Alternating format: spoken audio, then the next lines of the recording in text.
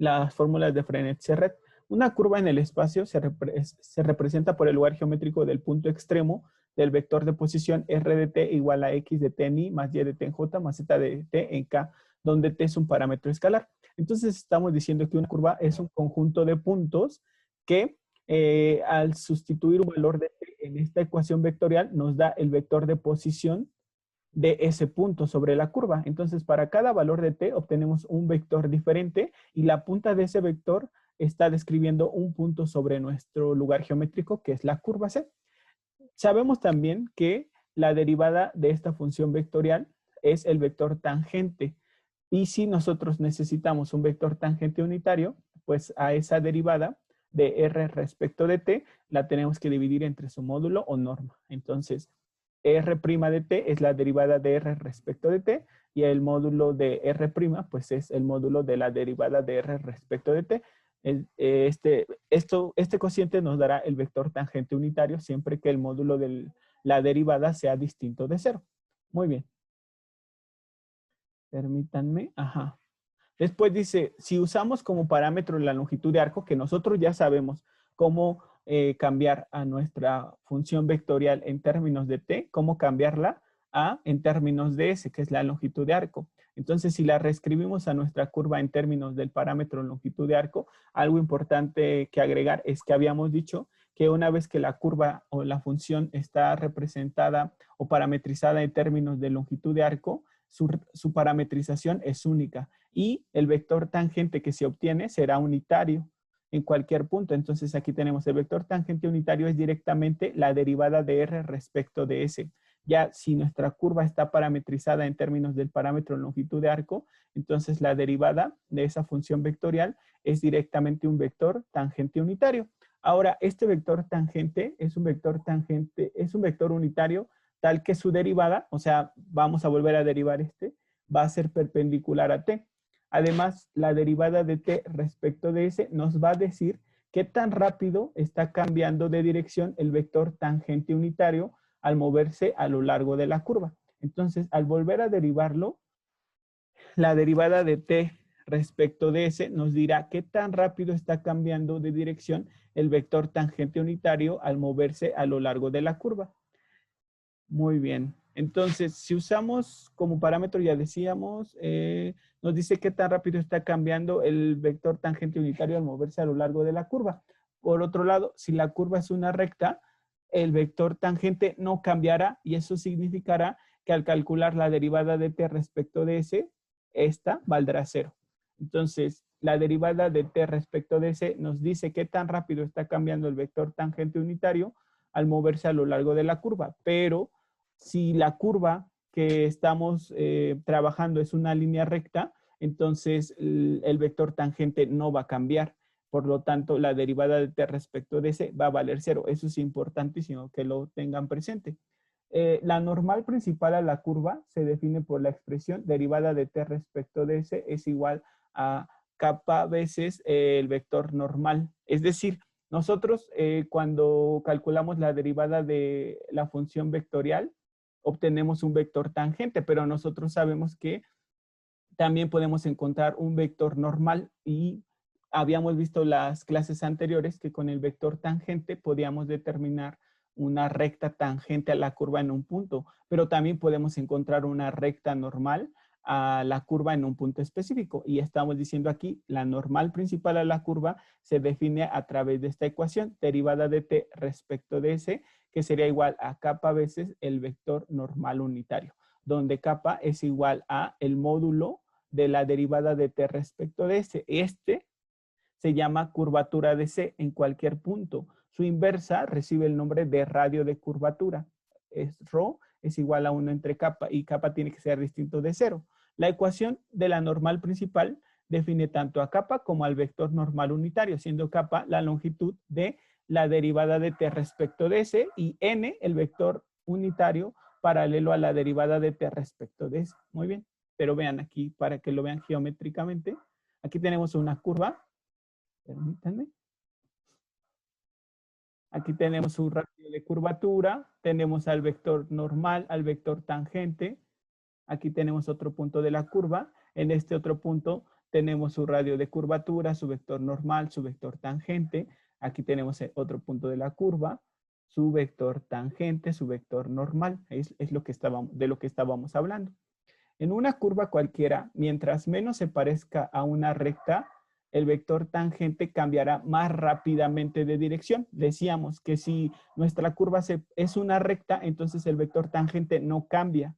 Por lo tanto, la derivada de t respecto de s vale 0. Y dice, en una curva, mientras menos se parezca a una línea recta, entonces el vector tangente cambiará más rápidamente de dirección. Por consiguiente, ρ, que es el radio de curvatura, será menor, y K será mayor, la curvatura será más grande, y lo opuesto, cuando ρ es grande, entonces la curvatura es pequeña. Muy bien, entonces eso pasa siempre. A medida que una curva, entre menos se parezca a una recta, entonces el vector tangente cambia más rápidamente. Y por consiguiente, entonces el radio de curvatura será menor y la curvatura será mayor. Pero si el radio de curvatura es grande, entonces la curvatura será pequeña. Eso siempre va a pasar. Están son inversamente proporcionales, porque vean aquí, atrás tenemos que el radio de curvatura es 1 entre K. Muy bien, entonces decíamos que a medida que la curvatura sea más grande, entonces el radio de curvatura será más pequeño. Y si este radio de curvatura es grande, entonces la curvatura es pequeña. Es lo que dice en la diapositiva siguiente y justamente pues lo están observando gráficamente. Entonces decíamos que a medida que nuestra curva se parezca menos a una línea recta, el vector tangente va a estar cambiando más rápidamente de dirección. Muy bien. Perfecto. Entonces, ¿qué otra cosa? Bueno, dice, al círculo tangente a la trayectoria que está en el mismo plano que el vector tangente y el vector normal, lo vamos a llamar círculo oscular. También se le llama círculo osculador y es diferente en cada punto de la curva, en cada punto de la trayectoria de la curva. Entonces, este círculo que tenemos aquí va a estar en el mismo plano que el vector tangente y el vector normal. Y este círculo oscular va a ser diferente en cada punto en el que ustedes se encuentren en la curva. Muy bien, permítanme, denme un momento. Entonces, si definimos nosotros a un tercer vector que sea perpendicular tanto al vector tangente unitario y al vector normal unitario, formaremos un sistema de coordenadas en cada punto de la curva. Vean, aquí tenemos una curva y tenemos al vector tangente y al vector normal. Y si definimos a un tercer vector que sea perpendicular a ambos, va a ser este que tenemos aquí, que le llamamos vector binormal. Muy bien, entonces el vector binormal se obtendrá con el producto cruz del vector tangente y del vector normal. ¿Por qué? Porque nosotros sabemos de nuestro curso de cálculo y geometría analítica que el producto cruz de dos vectores da como resultado a un tercer vector que tiene como característica ser perpendicular tanto al primer vector como al segundo. Entonces, esa es la característica del vector binormal, que es perpendicular al vector tangente y al vector normal. Y se llama vector binormal pues porque ya había un vector normal a la curva y pues este sería otro vector normal a la curva. Por eso se llama binormal, porque ya había uno, este es el segundo.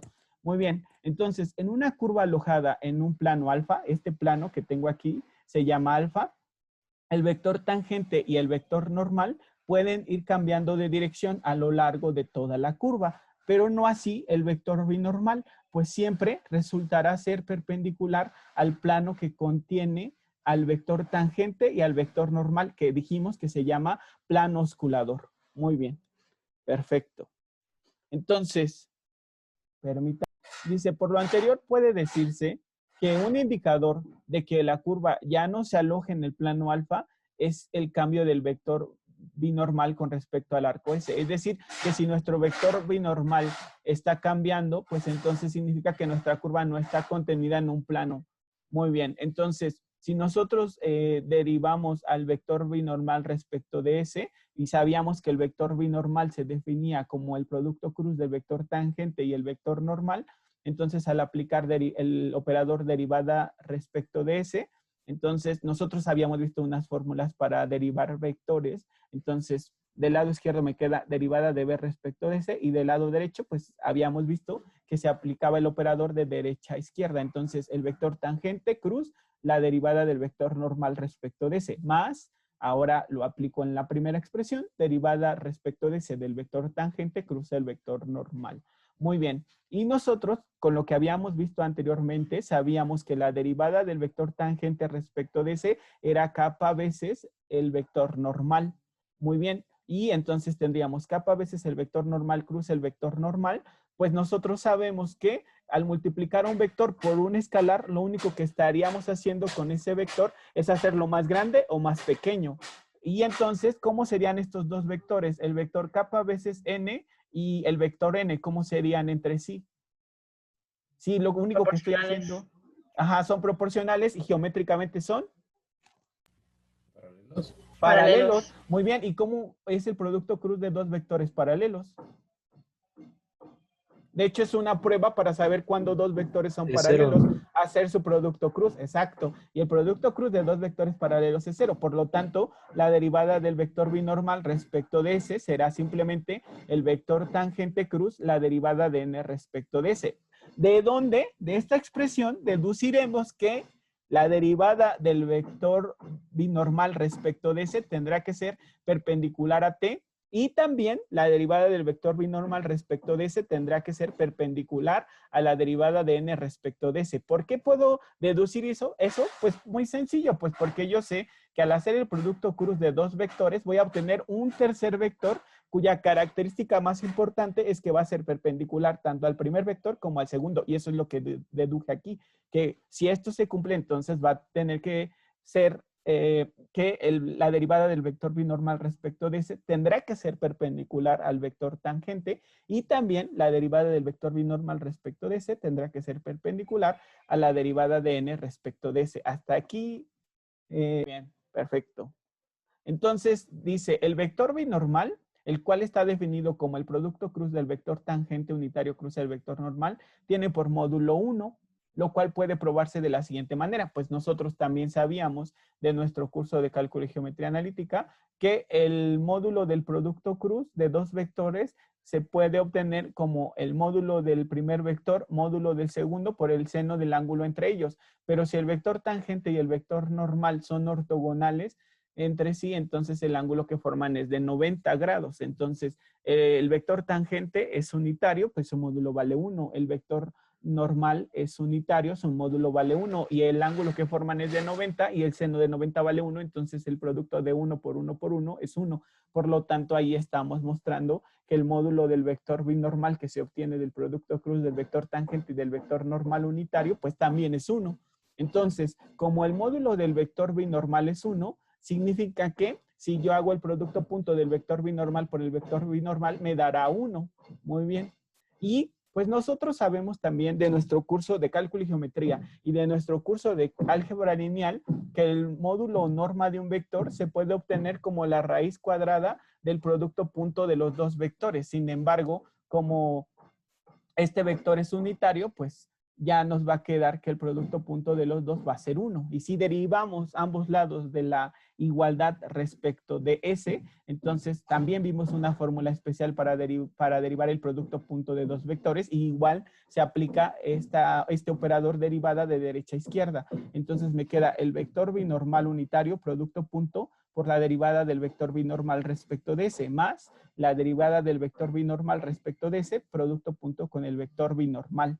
Y esto, derivada de 1 respecto de ese, pues vale 0. Entonces, sabemos también de nuestros cursos previos que el producto punto es conmutativo, por lo tanto, pues no importa el orden en el que se esté realizando, entonces esta expresión es igual a esta, y sería 2 veces esta expresión es igual a 0, y este 2 pues puede pasar dividiendo al 0 y nos queda nada más que el producto punto de b punto derivada de b respecto de ese es igual a 0. Y si el producto punto de dos vectores es 0, entonces significa que esos dos vectores son perpendiculares. Muy bien, ahí tenemos otra conclusión.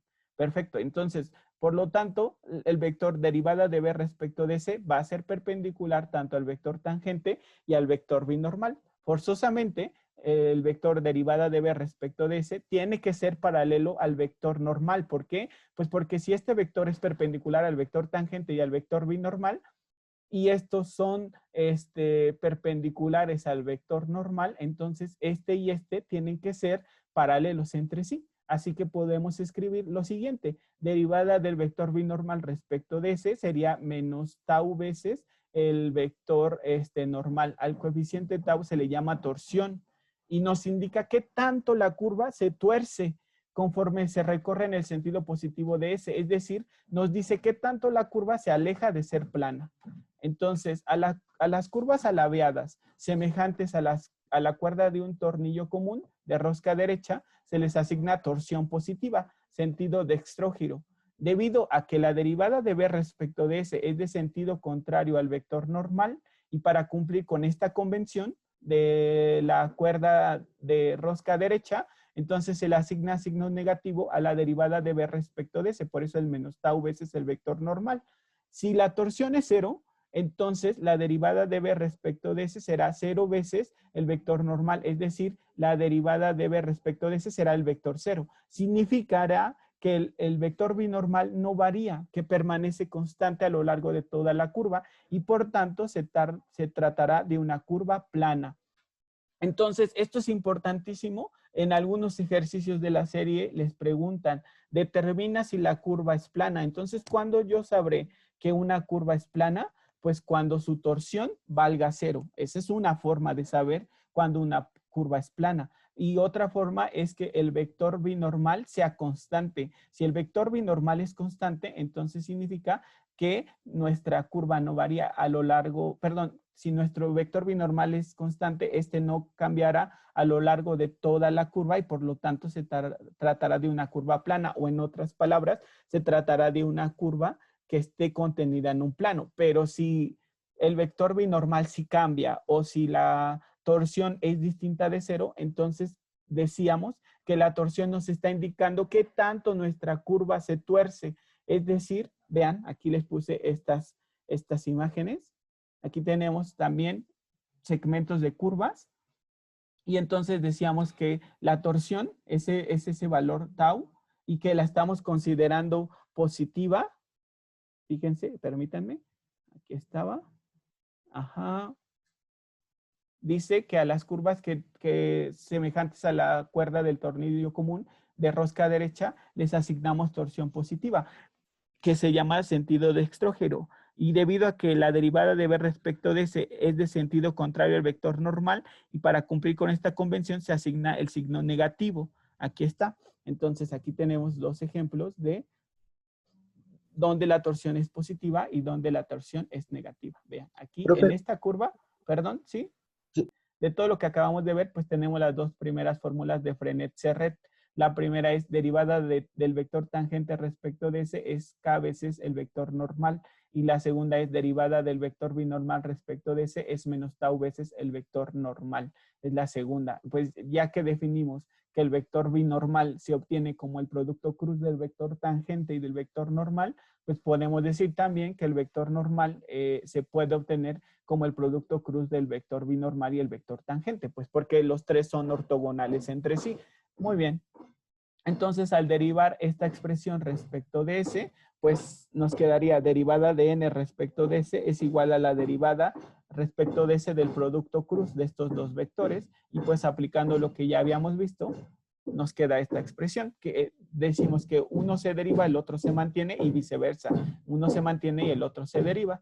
Muy bien. Y como nosotros sabemos que la derivada de b respecto de ese cruz n es menos tau veces el vector normal, bueno, derivada de b respecto de ese es menos tau veces el vector normal, y la derivada de t respecto de ese es menos kappa veces el vector normal, nos quedaría esta expresión que tenemos aquí. Muy bien. Y entonces, como esta es una constante, pues podemos, por propiedades del producto cruz que revisamos en cursos previos, pues podemos factorizar esa constante y simplemente hacer el producto cruz de n con t. Muy bien. Y aquí también podemos factorizar la constante kappa y hacer el producto cruz de b cruz n. Muy bien. Y entonces el producto cruz de n cruz t nos da el vector binormal, pero que apunta en dirección opuesta. Y el producto cruz de b cruz n nos da el vector tangente que apunta en la dirección opuesta, que esto ya lo sabíamos por la regla de la mano derecha, no lo olviden. Entonces, al reescribir esta expresión, menos por menos nos da más y menos por más nos da menos, que esta sería nuestra tercera fórmula de Frenet-Serret. Muy bien. Bueno, nosotros ya habíamos visto cómo se calculaban el vector tangente, el normal y el binormal. Estos tres vectores forman lo que se conoce como triedro móvil. T es el vector tangente unitario, N es el vector normal unitario, B es el vector binormal unitario. Estos tres vectores forman un triedro. ¿Qué es un triedro? Pues es una figura formada por tres semirrectas llamadas aristas que parten del mismo punto denominado vértice del triedro. En cualquier punto de nuestra curva y van a formar un sistema derecho de vectores unitarios, es decir, que el vector binormal se va a poder obtener del producto cruz del vector tangente con el normal. El vector normal se va a obtener del producto cruz del vector binormal con el vector tangente y por último el vector tangente se va a poder obtener del producto cruz del vector normal y el binormal. Es decir, estos tres vectores siguen la regla de la mano derecha. Es un sistema derecho. Muy bien. Y se le llama triedro móvil porque en general para cada punto de nuestra curva los vectores tangente, normal y binormal van a cambiar de dirección como lo estamos viendo aquí.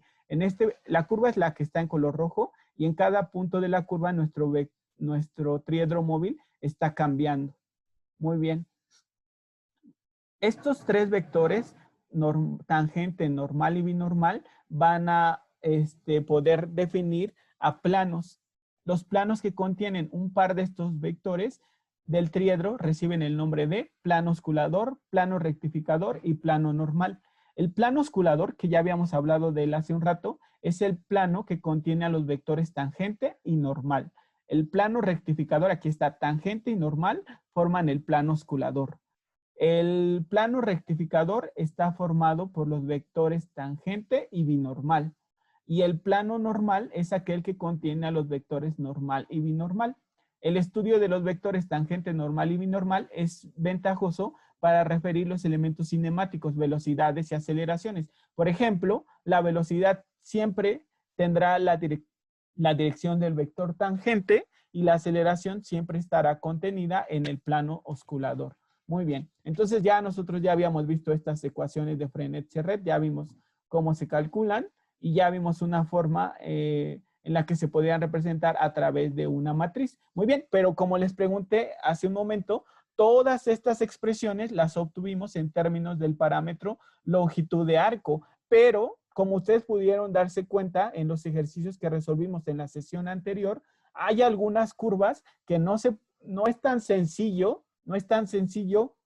reescribirlas en términos del parámetro longitud de arco. Entonces, ¿qué vamos a hacer si nos piden calcular el vector tangente, el vector normal, el vector binormal? Nos piden la torsión, la curvatura, el radio de curvatura, el radio de torsión, y nuestra curva está dada en términos del parámetro t, pues también podemos obtener todos esos elementos que acabamos de revisar, el vector tangente, el normal, el binormal, la curvatura, radio de curvatura, torsión y radio de torsión, los podemos obtener cuando la curva está parametrizada en términos de un parámetro distinto a la longitud de arco. Entonces, aquí tenemos una función que está parametrizada en términos distintos del parámetro longitud de arco. Entonces, si la derivamos, pues vamos a obtener un vector tangente que no es unitario.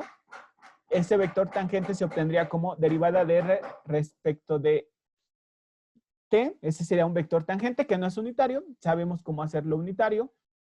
Muy bien. Y entonces a partir de todas estas expresiones, pues vean, ya no nos va a dar tiempo de revisarlos, pero aquí está, por ejemplo, cómo se podría calcular la curvatura cuando nuestra curva no está en términos del parámetro longitud de arco, sino en términos del parámetro t, que es cualquier parámetro.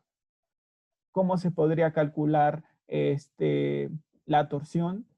¿Cómo se podría calcular el vector tangente unitario, el vector binormal unitario y el vector normal unitario? Por ejemplo, aquí dice que el vector tangente unitario pues será la derivada de r entre el módulo de esa derivada. El vector binormal será el producto cruz de la derivada cruz la segunda derivada entre el módulo de este vector. ¿Por qué? Pues, ¿por qué lo estamos dividiendo entre su módulo? Pues porque estamos buscando que estos vectores sean unitarios. El vector normal, pues será el producto cruz de estos dos vectores. Entonces hago el producto cruz de R cruz R' cruz RB'. Nada más que como es un sistema derecho, el vector normal es el producto cruz del vector binormal con el vector tangente. Por eso el orden. Muy bien.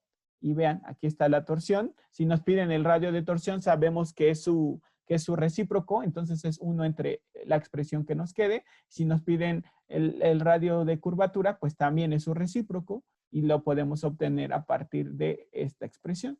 Muy bien, entonces nada más les dejaré de tarea, vean, que ustedes observen cómo es que se están calculando estas ecuaciones, el vector tangente, normal, binormal, curvatura, radio de curvatura, torsión y radio de torsión, cuando nuestra curva esté parametrizada en términos de un parámetro distinto a la longitud de arco. Entonces, la próxima clase vamos a hacer ejercicios donde nos piden determinar a estos vectores la curvatura, radio de curvatura, torsión, radio de torsión. Nos pueden preguntar la ecuación del plano osculador, del plano normal, del plano rectificador. O nos pueden preguntar si la curva está contenida en un plano, o nos pueden preguntar cuánto es su torsión de la curva. Nos pueden preguntar si el vector binormal es constante, etcétera, etcétera. Entonces, la próxima clase vamos a utilizar todas estas expresiones que tenemos aquí para resolver exclusivamente ejercicios. Pero lo que quería que hiciéramos esta clase era entender qué representaba cada una de estas y qué era la curvatura, qué era la torsión, cómo interpretábamos al vector tangente, cómo interpretábamos a su derivada, etcétera, etcétera.